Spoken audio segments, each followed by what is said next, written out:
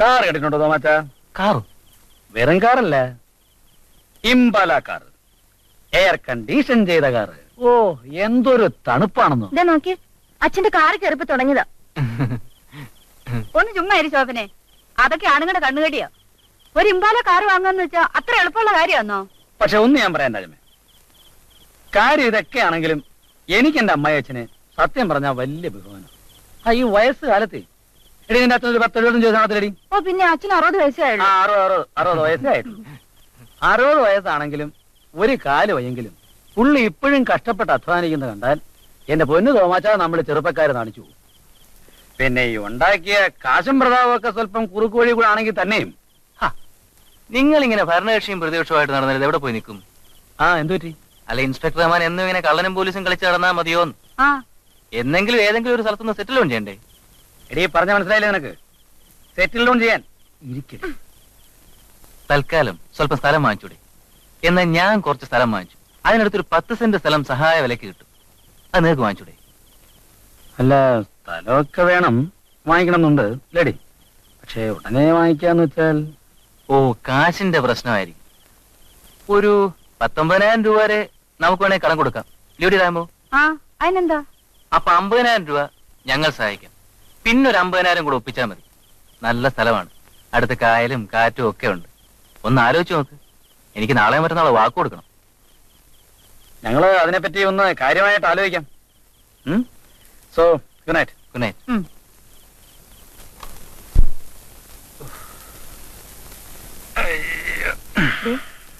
ആരുടെ കയ്യിൽ നിന്ന് കാശ് വാങ്ങിക്കണ്ട, നമുക്ക് ആ സ്ഥലം വാങ്ങിക്കാം. എന്റെ കാശുണ്ട്. നിന്റെ കയ്യിലെവിടുന്ന കാശ്? അച്ഛന്റെ എന്നെയും വാങ്ങിക്കും. First class. എന്നാ പിന്നെ ഞാൻ ഈ മൂക്കിൽ മീശ കണ്ട വല്ല കാര്യം ഉണ്ടോ? ഇതാണ് ഈ ചേട്ടന്റെ കുഴപ്പം. അച്ഛനെ പറ്റി പറയുമ്പോ ചേട്ടൻ എന്താ ഇങ്ങനെ? എന്താന്ന് കുട്ടു, അമ്മായിയച്ഛന്റെ കാശോനുണ്ടാക്കിയ വീട്ടിൽ കിടന്നുറങ്ങിയാൽ എനിക്ക് ഉറക്കം വരുന്നില്ലടാ. നിന്റെ ചേട്ടൻ ചെറുപ്പമല്ലേ, സർവീസിലിരുന്നുകൊണ്ട് തന്നെ ഞാനൊരു വീട് വെച്ചു. അവിടെ ഞാനും എന്റെ തങ്കക്കുടവും പിന്നെ 1, 2, 3 പൊന്നും കുടങ്ങൾ, അത് നിന്റെ ഇഷ്ടം പോലെ. ആ വീടിന്റെ പാല് കാച്ചിന് നമുക്ക് നിന്റെ അച്ഛനെ ക്ഷണിക്കണം. അല്ലാതെ ഞാൻ പോയി നിന്റെ അച്ഛനോട് കാശ് ചോദിച്ചാൽ പിന്നെ ഞാൻ നിന്റെ കഴുത്തിൽ കെട്ടി ഈ താലിക്ക് എന്ത് വിലയടകണ്ണ? പിന്നൊരു കാര്യം, എല്ലാരും ഇരിക്കുമ്പോ ഇനി എന്റെ അച്ഛനെ കളിയാക്കി വിളിക്കരുത്. അത് ന്യായം. ആരും ഇരിക്കുമ്പോ ഇനി വരെ ഞാൻ കളിയാക്കത്തില്ല. പക്ഷെ ഒറ്റയ്ക്ക് ഇരിക്കുമ്പോ നിന്റെ അച്ഛനെ സ്വല്പ കളിയാക്കിയില്ലെങ്കിൽ എനിക്കൊരു സുഖമില്ലടാ കൂട്ടാ. അപ്പോ മക്കളുടെ അച്ഛന്റെ പേരെന്തുവാ? അഴിമതി നാരായണപിള്ള. അല്ല, സൈക്കിൾ ഇടിച്ചു എന്നുള്ള നേരാണോ? സൈക്കിൾ ഇടിച്ചത് നേരാ, പക്ഷെ കുറുകെ ചാടാൻ പറഞ്ഞതാരാ? കുട്ടിയെ ആശുപത്രിയിലാക്കിട്ട് അന്വേഷിച്ച നിങ്ങൾ ഇങ്ങനെ സംസാരിച്ച് വഷളാക്കാതെ. അല്ല, കുട്ടിക്ക് എന്തെങ്കിലും മാരകമായ പരിക്ക് വല്ലതും ഉണ്ടോ? എന്തോന്നാണ് രാവിലെ മാരകമായ പരിക്ക്? എല്ലാത്തിനും ഒരു നീക്കുക്കില്ലേ? താനൊരു കാര്യം ചെയ്തോ? ഇടിച്ചു, കൊച്ചിനെ ആശുപത്രി കൊണ്ടാക്കണ്ടേ? അത് ചെയ്തോ? എനിക്കൊണ്ടോ സമയമില്ല. ഞാൻ ചന്തന്ന് മീനും വാങ്ങിച്ചോണ്ട് അവിടെ ഒന്നേന്നടിക്കുമ്പോ എല്ലാം റെഡിയാണോ? താൻ പോയില്ലെങ്കിലും സാരമില്ല. ആ കൊച്ചിനെ ആശുപത്രി കൊണ്ടാക്കാൻ വേണ്ട എന്താന്ന് വെച്ചാൽ അങ്ങോട്ട് കൊടുക്ക. 4 അണ ഞാൻ കൊടുക്കത്തില്ല. സൈക്കിളെ വന്ന് ഇങ്ങോട്ട് ഇടിച്ചാലും പോരാ, ഞാൻ കാശ് അങ്ങോട്ട് കൊടുക്കണോ? എന്നാലേ ഒരു കാര്യം ചെയ്യും, താൻ പോണ്ട, അവിടെ നില്ലേ. ഞങ്ങൾ ഈ സെക്ഷനൊക്കെ ഒന്ന് കുത്തിപ്പൊക്കെ ഏതാണ്ടെന്ന് നോക്കട്ടെ, അല്ലെങ്കിൽ ഏമാ വരട്ടെ. താൻ പോണ്ട കേട്ടോ.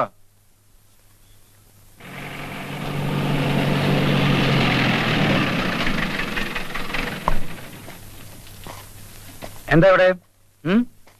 രാവിലെ ഒരു സൈക്കിൾ, ഒരു മീൻ, കുറെ ആൾക്കാർ. എന്താ പ്രശ്നം? സാർ, ഒരു കൊച്ചുകുട്ടി സ്കൂളിൽ പോയിരുന്നു. ഇയാളുടെ സൈക്കിൾ ഒന്ന് കൂട്ടി കുട്ടിക്ക് പരിക്ക് പറ്റി. ഒരു ആക്സിഡന്റ് എപ്പോ വേണമെങ്കിൽ സംഭവിക്കാം. പക്ഷെ ഇയാളൊന്ന് ഇറങ്ങി അന്വേഷിക്കണ്ടേ സാർ? ഇയാൾ നിർത്താതെ സൈക്കിൾ എടുത്തോണ്ട് പോക്ക് പോയി. ഞങ്ങൾ പിടിച്ചോണ്ട് വരുവാൻ. എന്താടോ, തന്റെ സൈക്കിളാണോ തട്ടിയത്? അതെ. കുട്ടി പോടുണ്ട്? കുട്ടി ആശുപത്രിയിലാക്കി. എന്ത് മുറിവുണ്ട്? മുറിവ് സാരമില്ല. നമ്പർ ഓർഡറേ. ഒരു 25 രൂപ ഓർഡറേ. താൻ ആരാ ചെയ്യാൻ? ഞാൻ യൂണിയന്റെ. നിങ്ങളുടെ ആരെയാള്? നിങ്ങളുടെയോ? എന്റെ ആരും അല്ല. അങ്ങനായ ഓടോ. അല്ല, ഒരു ഒത്തുതീർപ്പ്. നമ്പർ ഓർഡറേ. സാറേ, കുട്ടി ഇങ്ങോട്ട് വന്ന് ഇടിച്ചതാ.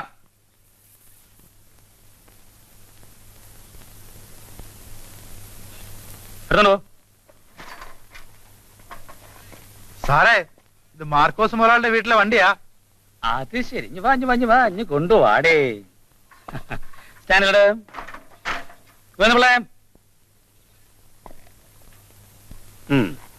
ഇത് മാർക്കോസ് മുതലാളിയുടെ വീട്ടിലെ വണ്ടിയാണ്. അപ്പൊ അതിന്റെ രണ്ട് വീലിലും കുറച്ച് കാറ്റ് കാണണം. അതങ്ങ് അഴിച്ചുവിട്ടേര്.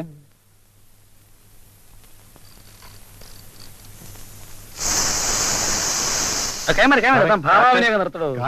ഉള്ള കാറ്റങ്ങ് പോയി കിട്ടിയാൽ വലിയ മനസമാധാനം. എടുത്തോളൂ, എടുത്തോണ്ട് പോടോ. മാർക്കോസ് മുതലാളിയുടെ സൈക്കിൾ നുരുളാൻ വേറെ കാറ്റൊന്നും വേണ്ട. മോഡൽ സ്കൂളിലെ ഹെഡ് മാസ്റ്റർ വന്നിരുന്നു. അദ്ദേഹത്തിന് വലിയ നിർബന്ധം, സ്കൂൾ വാർഷികം ഉദ്ഘാടനം ചെയ്യാൻ സ്ഥലം സബ് ഇൻസ്പെക്ടർ തന്നെ വേണമെന്ന്. ഉദ്ഘാടനം ചെയ്യാനോ? ഞാനോ? എതിരഭിപ്രായം ഒന്നും പറയണ്ട. സ്ഥലത്തെ എസ് ഐയെ പറ്റി അത്ര നല്ല മതിപ്പാണെന്ന് വെച്ചു. ദേ, ഞാൻ വാക്കുകൊടുത്ത് പോയി കേട്ടോ. ചുമരി ആ, സാർ വന്നാ മാത്രം പോരാ. മിസ്സസ് ശോഭന രവികുമാർ വന്ന് സമ്മാനദാനം നടത്തി തരികയും വേണം. അത് ശരി. അപ്പൊ നീയാണ് ഇതെല്ലാം തിരികെ ഇത് കണ്ടു ചേച്ചി. ഞാൻ പറഞ്ഞില്ലേ, ഞാൻ പറയില്ല, ചേച്ചി പറയണമെന്ന്. എന്നിട്ടിപ്പം എന്ത് തീരുമാനിച്ചു? ചേട്ടൻ പോയാ നീ വാമല്ലോട്ട്. ദേ, കൊച്ചിനെ വരട്ടുകയും ചെയ്യല്ലേ?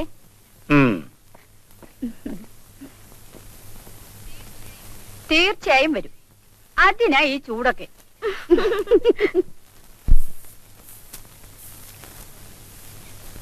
ഇന്ന് എന്റെ മുഖത്ത് സന്തോഷമുണ്ടോ? കാര്യം എന്താണെന്ന് അറിയാമോ? കാര്യം എന്തുവാ? നീ ചിലപ്പം സമ്മാനം നടത്താൻ പോയതിന്റെ ആയിരിക്കും. അല്ല, നീ വന്നേ. ഓഹോ, അത് ശരി. എപ്പോ വന്നിട്ട് പോയി നാറാണല്ലോ സാറ്? അച്ഛനോ? ഓ, അദ്ദേഹം ചിലപ്പോ ഷൈൻ ചെയ്യാൻ കൊണ്ട് വെച്ചിട്ട് പോയതായിരിക്കും. അച്ഛൻ തന്നൊന്നും അല്ല. പിന്നെ മാർക്കോസ് മുതലാളി. മാർക്കോസ് മുതലാളി? അയാളെപ്പോ ഒന്നൂടെ? ഒരു 4 മണിയായപ്പോ മാർക്കോസ് മുതലാളിയും ഭാര്യയും ഇവിടെ വന്നു. സബ് ഇൻസ്പെക്ടറേയും ഭാര്യയും കാണാൻ. എന്നിട്ട് എന്നോട് പറഞ്ഞു സമയം കിട്ടുമ്പോഴൊക്കെ അവിടെ ചെല്ലാൻ. പോകുന്നതിന് മുമ്പ് ഡ്രൈവറോട് പറഞ്ഞു ഇതെടുത്തൂടെ വെച്ചേക്കണമെന്ന്. പിന്നെ ചേട്ടനെ കണ്ട് സംസാരിച്ചോളാന്ന്. ഇങ്ങനെയാണെങ്കിൽ എസ് ഐ ആയ കൊള്ളാം.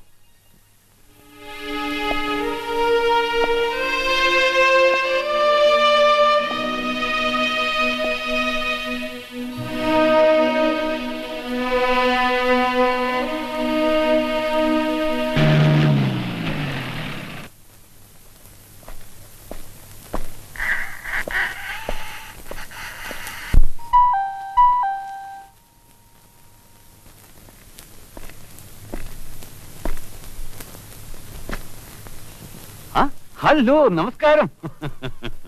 വീട്ടിൽ വന്നു എന്നറിഞ്ഞു? അതെ, വന്നിരുന്നു. നമ്മൾ തമ്മിൽ നേരിട്ട് പരിചയപ്പെട്ടിട്ടില്ലല്ലോ. സാധാരണഗതിയിൽ ഇങ്ങനെയുള്ള ആൾക്കാർ ഇവിടെ വന്നാൽ സ്നേഹം കൊണ്ടോ ബഹുമാനം കൊണ്ടോ എന്നെ വന്ന് കാണാറുണ്ട്. അല്ല, അതിനുള്ള അവസരങ്ങൾ ഉണ്ടായിട്ടില്ലല്ലോ. എനിക്ക് താങ്ക് യു. ഇപ്പോൾ ഒരു മതിയായ കാരണം ഉണ്ടായതുകൊണ്ടാണ് നാം തമ്മിൽ കാണാനിടയായത്. നിങ്ങളെ പോലെ ചില ആൾക്കാരെ എനിക്കറിയാതെ ഉള്ളൂ. നമ്മുടെ DIG സദാശിവൻ നായരില്ലേ? അതെ, അദ്ദേഹം ഇപ്പൊ എറണാകുളത്താണല്ലോ. ഇവിടെ ആയിരുന്നല്ലോ. പുള്ളി എപ്പോഴും ഇവിടെ വരാറുണ്ട്. ഉള്ളപ്പം മാത്രമല്ല, ഇവിടുന്ന് സ്ഥലം വിട്ടു പോകുന്ന ഏത് പോലീസ് ഉദ്യോഗസ്ഥനാലും ശരി, എന്നെ മറക്കാറില്ല. ഇതുവഴി ഒന്ന് പോകുമ്പോൾ കാറൊന്ന് വളച്ചു കയറ്റിയത് അല്പം കുശം പറഞ്ഞേ പോകാറുള്ളൂ. നമ്മുടെ SI ഇല്ലേ? എന്താ പേരും മറന്നുപോയി. Mister Alexander. അലക്സാണ്ടർ, ആ പൊണ്ണ തടിയൻ എന്നെ മർക്കോച്ചായ എന്ന് മുഴുവൻ വിളിക്കില്ല. അതൊക്കെ ശരിയാണ് മിസ്റ്റർ മാർക്കോസ്. പക്ഷെ ഞാനിപ്പോ വന്നത് ഒരു പരാതി ബോധിപ്പിക്കാനാണ്. ഒരു പോലീസ് ഇൻസ്പെക്ടർ എന്നോട് പരാതിപ്പെടാനോ? അതെ, എന്റെ ഭാര്യയെ ദുശീലം പഠിപ്പിച്ചതിന്. ഞാനില്ലാത്ത അവസരത്തിൽ ആരും എന്റെ ഭാര്യയ്ക്ക് സമ്മാനം കൊടുക്കുന്നത് എനിക്കിഷ്ടമല്ല. അതെനിക്കെന്നല്ല, ഒരു ഭർത്താവിനും ഇഷ്ടമല്ല. ഓ, മിക്സിയുടെ കാര്യമായിരിക്കും സൂചിപ്പിക്കുന്നതല്ലേ? അതെ, മിക്സി വളരെ നല്ലതാണ്. പെണ്ണുങ്ങൾ കരയ്ക്കാനും പൊടിക്കാനൊക്കെ വളരെ സൗകര്യമുണ്ട്. പക്ഷെ ഇന്നിവിടെ മിസ്റ്റർ മാർക്കോസിനെ പോലൊരു മുതലാളി ഉണ്ടായിരുന്നതുകൊണ്ട് എന്റെ ഭാര്യയ്ക്ക് ഒരു മിക്സി കിട്ടി. നാളെ ഞാൻ ഇങ്ങനെയുള്ള മുതലാളിമാരില്ലാത്തൊരു സ്ഥലത്ത് ചെല്ലുകയും അപ്പോൾ എന്റെ ഭാര്യയുടെ ഇതുപോലുള്ള ആവശ്യങ്ങൾ വർദ്ധിക്കുകയും ചെയ്താൽ എനിക്ക് എന്റെ സൗകര്യത്തിന് വേണ്ടി 1 or 2 മുതലാളിമാരെ സൃഷ്ടിക്കേണ്ടി വരും. അധികം മുതലാളിമാർ സമൂഹത്തിൽ ഇങ്ങനെ പെരുകുന്നത് അത്ര നല്ലതല്ലല്ലോ. ഡേ, ആ മിക്സി എടുത്തിട്ടോ.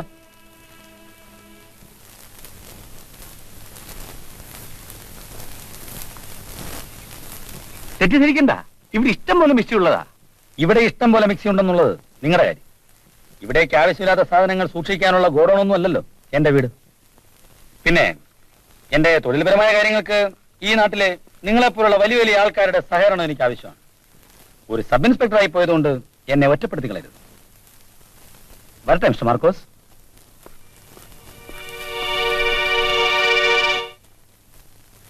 ബഹുമാനപ്പെട്ട അധ്യക്ഷനും സഭാവാസികൾക്കും എന്റെ വിനീതമായ നമസ്കാരം ഉം. എന്ന് പറഞ്ഞിട്ട് തൊഴണം ഇങ്ങനെ. ആ ഇങ്ങനെ ആ. എന്റെ മുന്നിലിരിക്കുന്ന കൊച്ചുകുട്ടികളായ നിങ്ങൾ നവമുകുളങ്ങളാണ്. എങ്ങനെ കുട്ടികളെന്താ നവമുകുളങ്ങൾ എന്താ എന്ത്? മൊട്ട് പൂമൊട്ട്. ആ ശരി എന്നാ പിന്നെ പോകണ്ടെന്ന് പറഞ്ഞാ പോരെ. പോരാ, ആ പോരാ പോരാ. ശരി. നിങ്ങളാണ് നാളത്തെ ഭരണയന്ത്രം തിരിക്കേണ്ടവർ. എന്തോ യന്ത്രം? ഭരണയന്ത്രോ? ആ, എടി ഇത്രയും നാളായിട്ട് ഞാൻ ഇതേവരെ യന്ത്രം കണ്ടിട്ടില്ലല്ലോ. എവിടാ ഇതിരിക്കുന്നത്? വേണ്ട, കളിയാക്കൽ കുറച്ച് കൂടുതലാണ്. ഇവിടെ വരാനും നിങ്ങളെ കാണാനും സാധിച്ചതിൽ എനിക്ക് വളരെ സന്തോഷമുണ്ട്. എന്റെ സംസാരം ദീർഘിപ്പിച്ച് ഞാൻ നിങ്ങളെ മുഷിപ്പിക്കുന്നില്ല. ഈ വാർഷികം ഞാൻ ഉദ്ഘാടനം ചെയ്തോളൂ. ഇനി ഞങ്ങൾ നോക്കി വായിച്ചാ പോരടി. പോരാ, ദൈവമേ, ഓരോ തലയെഴുത്താലോചിക്കുക. പഠിച്ചിരുന്ന കാലത്തോ നമ്മളൊന്നും കാണാൻ പഠിച്ചിട്ടില്ല. ഇപ്പോഴായിരിക്കും. ബഹുമാനപ്പെട്ട അധ്യക്ഷനും സഭാവാസികൾക്കും നമസ്കാരം. നീർക്കോലി കഴിവണ മോനെ, നീ കണ്ടവന്റെ പുരയിടത്തിൽ കയറി തേങ്ങയിടും. ആരാ പറഞ്ഞ കണ്ടവന്റെ? എന്റെ അമ്മയുടെ പറയണോ? ആഹാ എന്ന് നീ പറഞ്ഞാ മതിയോ? കണ്ടവന്റെ പറയണോ നിങ്ങൾ പറഞ്ഞാ മതിയോ? പിന്നെ കാണോടാ അസുര കുരുന്നേ, അടിച്ച് നിന്റെ തൊലി വിരിച്ച് ഞാൻ നിന്നെ വിട്ട. എന്താ പിള്ളേ രാവിലെ ചൂരിലൊക്കെ ആയിട്ട്? അയ്യോ ഇതൊന്നും ഏശത്തില്ല സാറേ. ഇതാ കണ്ടില്ലേ, ആകപ്പാടെ 4.5 ഇഞ്ചേ ഉള്ളൂ മൊത്തം. 7 ഇഞ്ച് നീളമാവന്റെ നാക്കിന്. അടുത്ത പുരയിടത്തിൽ കയറി തേങ്ങ ഇട്ടിട്ട് ഇവിടെ പോലീസ് സ്റ്റേഷൻ വിളിച്ചുകൊണ്ടപ്പോ അവൻ എന്നെ നിയമം പഠിപ്പിക്കാൻ വരുന്നു. അവനകത്തേക്കൂടെ ഇത് ചൂരലാ, എല്ലാം അകത്തിരിക്കുന്ന തോക്ക ചെല്ലടാ.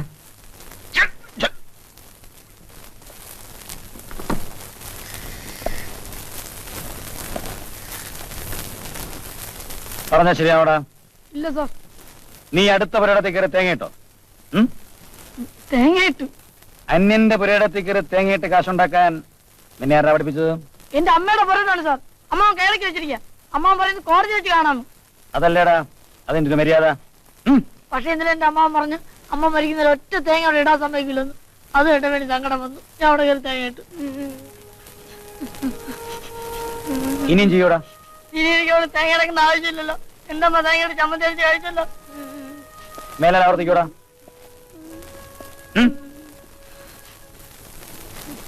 വീട്ടിൽ പഠിക്കടാ. പോടാ.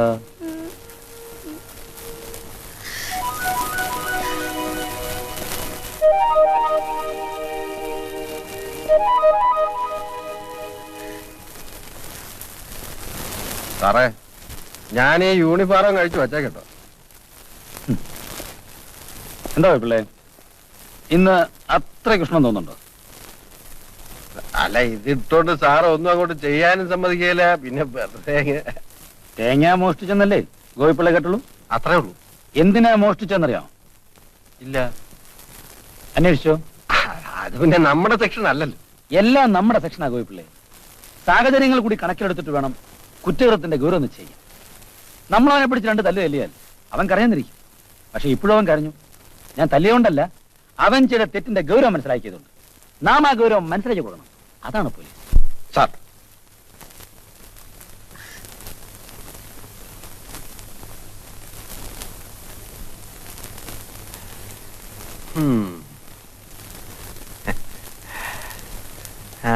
ഇത് ഭയങ്കര മനഃശാസ്ത്രമാ. കഴിഞ്ഞ 10-30 വർഷ കാലത്തിനിടയ്ക്ക് ഞാൻ ആദ്യമായിട്ട് കേൾക്കുക.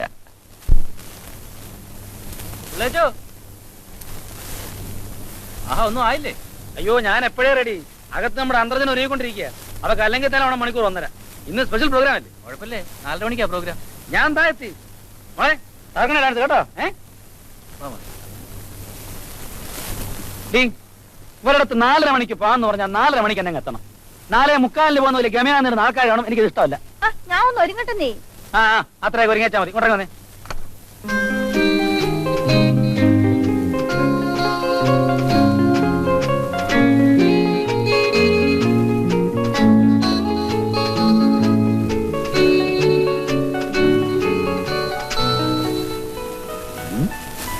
മക്കളിത് എവിടെ പോണ്? എങ്ങനെയുണ്ട്? കൊള്ളാം. പിന്നെ ഫസ്റ്റ് ക്ലാസ്. നിനക്ക് ആരാ പറഞ്ഞത്? അത് രാമ ചേച്ചി. എനിക്ക് വേണ്ടി പ്രത്യേകം തയ്പ്പിച്ചതാ. അത് ശരി. ഇങ്ങനെയുള്ള ഫംഗ്ഷന് പോകുമ്പോ ഇതുപോലൊക്കെ പോണെന്ന് പറഞ്ഞു. എന്നാലേ അങ്ങനൊന്നും വേണ്ട. ഈ രീതിയിൽ നീ ഉള്ളതെല്ലാം കാണിച്ച് അങ്ങോട്ട് പോയാല് പിന്നെ നിധി ആക്കുന്ന ഭൂതത്തിന്റെ ജോലിയായിരിക്കും എനിക്ക്. നേരെ എബോട്ട് അടിച്ച് നമ്മളന്ന് ചേർത്തിലെന്ന് വാങ്ങിച്ച ആ വെള്ള സാരി അതൊക്കെ ഇത്തിരി മനുഷ്യപ്പറ്റക്കായിട്ട് വാ. ആ അതൊന്നും ശരിയാവത്തില്ല. പോയത് അവിടെ അമേ ഒരു പൊതുവേദിയില് മാന്യമായ സ്ഥാനം കൊടുത്തപ്പോ ഒട്ടനെ അവിടെ അഴിമതിയുടെ ഗുണം കാണിച്ചു.